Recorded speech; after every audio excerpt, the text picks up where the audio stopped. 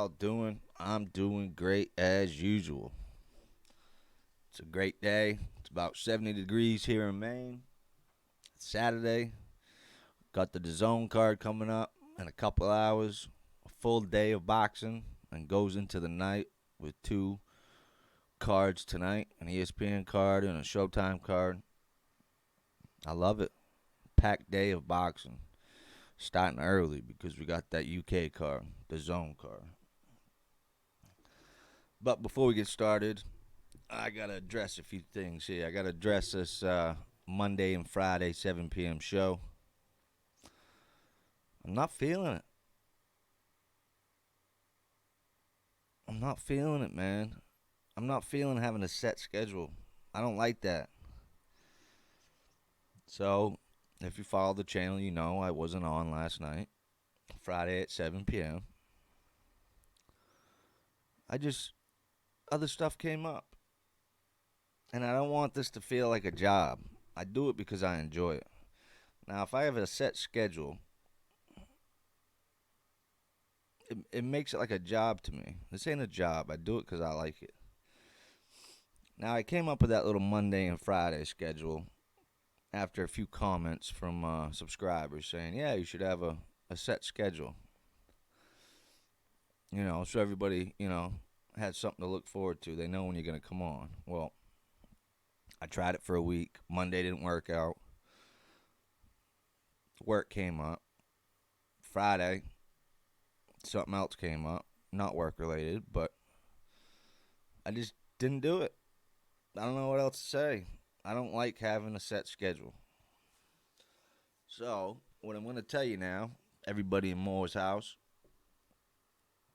I am going to do lives, but I'm going to do it when I want to. And if you join and you jump in and you want to chill and talk boxing, mint. If not, I'm sorry. I can't do the set schedule. Now, next couple weeks, I could go Monday and Friday around 7 p.m. or 8 p.m.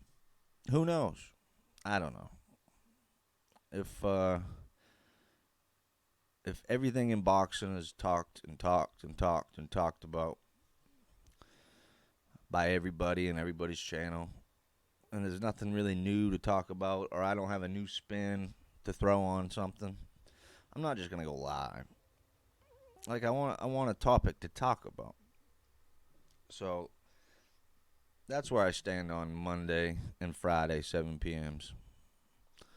I am gonna go live, a couple times a week, and I'm still gonna drop these little recorded videos throughout the week when news pops up.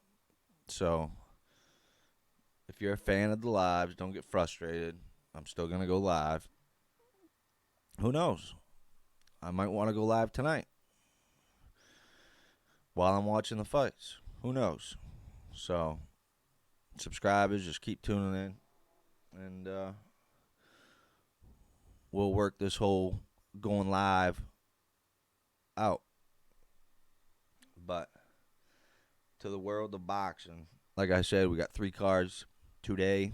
We got 1 card today, 2 cards tonight if you're on the East Coast.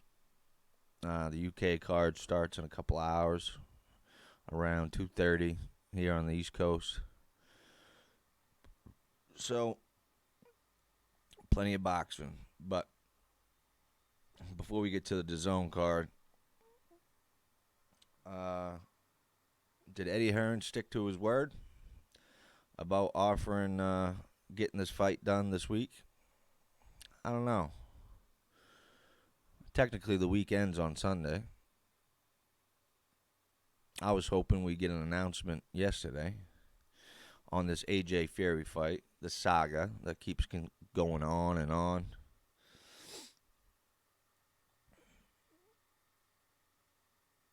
Man, I couldn't imagine being enthralled with boxing all through that time with Floyd Mayweather and Pacquiao. I mean, I was a fan of boxing, but I didn't keep up on it every single day. I didn't have news sites on my phone and getting notifications because I couldn't imagine going 5 years back and forth on this Mayweather Pacquiao. I mean, we're talking about a year with this AJ AJ and Fury, and I'm already getting sick of it. I just want to see the fight. I want the announcement. But we saw Tyson Fury get on social media last night and say, "Yep, we have plenty of offers. I'm gonna go over them Sunday and hopefully make a decision." Now, all through this fight week for Eddie Hearn's DAZN card, uh, Eddie Hearn was pretty much telling everybody on Fury's side, like, "Hey, I'm the one out here, grafting. I'm the one out here working to make this fight." And all I hear is negative responses from Bob Arum and John Fury and Frank Warren and Tyson. He pretty much said, "Let me do my job. I'm gonna produce what I told you I'm gonna produce, and just be patient." Fury's going on social media saying, "Tick tock, tick tock, time's ticking." Well, Fury jumped on his social media accounts, Twitter and Instagram, and said that he's got plenty. They got plenty of offers to look over. He said Saudi Arabia, Qatar, Uzbekistan, Russia, America, and England. And like I said, Fury said he was going to review the offers Sunday. So hopefully, once again, I'm going to say it, hopefully next week, maybe Tuesday, Wednesday, we can get some sort of clarification on where this fight's going to happen. Tyson Fury has said numerous times that he will not fight in the UK anymore, which I believe is where the fight should take place. And if it doesn't happen in the UK, I believe this fight should happen in Las Vegas. So that's where we are at the moment with the biggest fight in boxing. Fury against AJ. We've all been waiting for it. At this point in time, it seems like Wilder and his court case doesn't seem to be an issue. I don't know if he's already been paid off. I don't know if there was an agreement that once the AJ and Fury fight is made that he will get paid off. I don't know exactly what's happened. I'm assuming it's some sort of confidentiality in whatever agreement they are coming to, or it's flat out there is no court case. I'm not sure. I just don't see. I don't see the boxing world and the higher ups in boxing letting this undisputed fight slide by. So ultimately, I think the worst case scenario that we are going to see is Fury fights AJ, and Fury's going to have to square up with Wilder. But that's only if you believe that there's a court case, yada, yada, yada.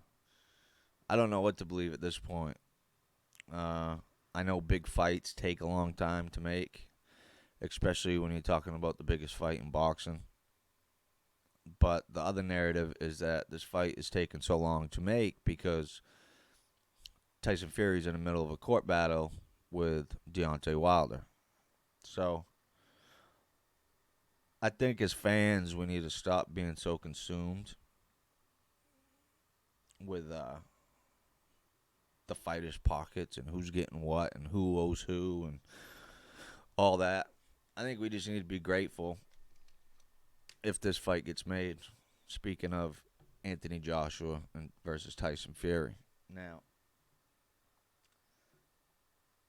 I think I speak for every boxing fan that this fight belongs in the UK. We heard Tyson Fury mention England last night, but he said numerous times that he will never fight in the UK again. So, does that take London off the table? Joshua didn't have the greatest experience when he came to America to fight Andy Ruiz. Does that take America off the table? Saudi Arabia or Qatar is probably going to offer the most money for this fight. Does Fury have a problem going over there and fighting. Joshua's been there. Seemed like Joshua had a nice experience over there and would definitely go back. But you also heard Tyson Fury say this fight needs to have fans. So I'm really not thinking that it's going to be about who's offering the most money, because I believe every site that wants to hold this fight is going to produce both of these fighters their biggest payday. So I think it's going to come down to who can guarantee that this fight will have fans. And I think that's really the big issue here, because, like I said, any of those sites that I just mentioned are going to offer a big payday for both of these fighters.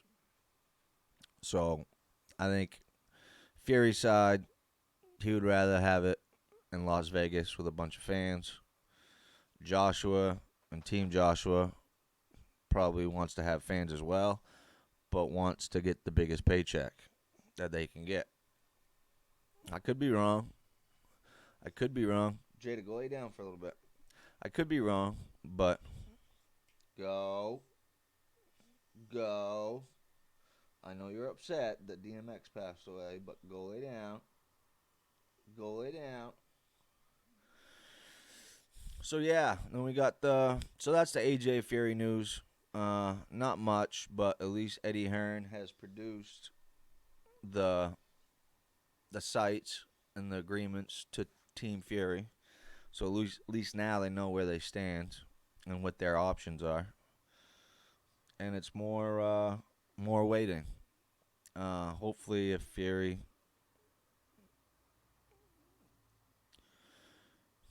hopefully Team Fury will look over everything Sunday, maybe make a final decision by Monday, and hopefully by mid next week we can get at least an announcement that a place has been agreed to and the fight is on. I don't think there's going to be a formal announcement until both teams can block out a window and go live on BT Sport and Sky Sports and United and ESPN and Zone in the U.S. So there's going to be a lot of moving parts to announce in this fight, but I think by next week they will say that the fight is done and we know where we're going, we know the date, and both fighters are happy, and wait for a formal announcement. I think we're going to get something like that mid next week. So hopefully this happens and it happens quickly, because me as a fan, I'm getting sick of waiting, and boxing moves as the heavyweight division does. And if the heavyweight division is staying still, as we see right now, the rest of the boxing world is staying still. As far as the big fights, the big names. So let's get that fight on, Eddie. Let's get that fight on Bob Arum, Frank Warren, Fury, AJ. We want to see it. We want to see it. Now, in a couple hours, we got the zone card. We got the two blonde bombers fighting for a title, which is weird. Shannon Courtney and Ebony Bridges. They're fighting for the WBA bantamweight, I believe, title. But these fighters are ranked 6 and 7 or 7 and 8. What happened? Where's all the fighters above them? Why aren't they kicking and screaming about why are they getting a title shot? I don't get it. I mean, I still want to see this fight, but I don't understand why the number 5 and 6 or 6 and 7 is fighting for the title. Where's 1, 2, 3, 4, and 5 above them? Where are they? They don't care. So, but it's going to be an awesome fight. These two have bad blood. They do not like each other, and I think Ebony Bridges is a big underdog. But when two fighters have very little experience in the ring, especially on a big fight, you really can't have that big of an underdog. You just don't know you don't know what Ebony Bridges can produce in the ring. So I think this is going to be a close fight. There's a lot of pride on the line. We got the belt on the line. And a lot of bragging rights. So I can't wait to see that fight. We got Conor Benn fighting Samuel Vargas. Conor Benn is trying to become the next pay-per-view superstar out of the UK, 147-pounder. Conor Benn, of course, he is the son to the legend Nigel Benn. And it's just another step up for Conor Benn. I guess he should win, but Samuel Vargas comes to fight. He's no pushover. And it's gonna be a good fight, I believe. A good test for Conor Benn, kind of see where he's at. I don't like the fact that Conor Benn is already looking past Samuel Vargas, talking about, if he wins this fight, he wants to fight maybe the likes of Amir Khan or Kell Brook. Conor Benn, leave those two guys alone. Let them have their retirement fight against each other. Don't worry about them. So yeah, that's what I got on this first card, and then of course tonight we got Joe Smith Jr. Is that fighting a guy that I never heard of on the ESPN card, and then on the Showtime card we got Jaron Boots Ennis against Sergey Lipinets. On the Boxing Voice the other day, they were going over the card, and I guess we got a few younger guys on that card that is notable. I think Francis the Praying Mantis was saying that Holyfield's son is going to be on that card. So also check that out. That's I think that's going to be a good fight. Lipinets versus Jaron Boots Ennis. So that's all I got right now on boxing. Of course, the main topic of this video was the AJ Fury fight. That's all everyone is talking about. We got to get that done. So make sure you like, subscribe, and tell a friend to tell a friend. And this is Moore's House. Peace.